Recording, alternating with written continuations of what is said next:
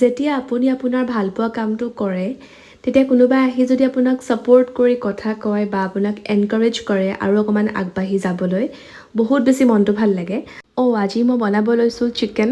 বনোৱাৰ মাজতে মই দুটামান কথাও ক'ম, গতিকে চাই যাওক।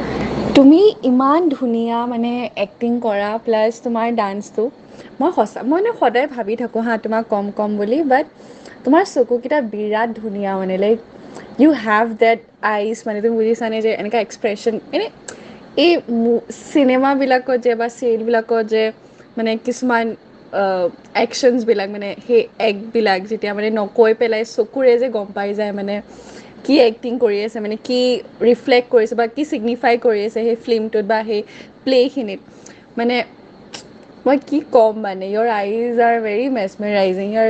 সঁচাকৈ বহুত ধুনীয়া আৰু তোমাক ইয়াত ইমান ধুনীয়া লাগিছে নহয়, মানে সদায় কম বুলি ভাবোঁ, ৰিয়েক্ট কৰি থৈ দিওঁ, বাট আই ফেল যে নাই মই ক'ব লাগিব মানে তোমাক সেইটো কথা। কেতিয়াও গিভ আপ নকৰিবা লাইফত, বিকজ আই কেন চি মানে যে you have long way to go' মানে লাইক তুমি বহুত আগুৱাই যাবা জানা, লাইক কৰি থাকা মানে তুমি ফটোশ্বুট হওক, কিপ ইট আপ। মোৰ বিশ্বাস আছে তুমি পাৰিবা, নট বিকজ মই তোমাক চিনি পাওঁ, তুমি মোৰ ফ্ৰেণ্ড হয় বা তেনেকুৱা, সেইটো সেইকাৰণে কোৱা নাই, বাট ভিতৰৰ পৰা মানে আহিছে যে তুমি পাৰিবা, খালি কেতিয়াও গিভ আপ নকৰিবা এণ্ড অল দ্য বেষ্ট।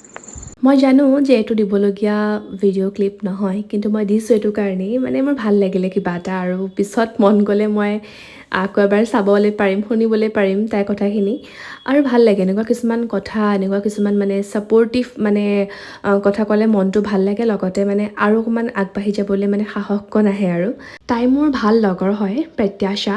আমি একেলগে এইচ কৰিছিলোঁ কনচেপ্টত, আৰু তাইৰ পৰা মই বহুতখিনি ইনস্পায়াৰ হওঁ। তাইৰ পাৰ্চনেলিটিটো মোৰ ভাল লাগে, আৰু তাই খুব ধুনীয়া মডেলিং কৰে।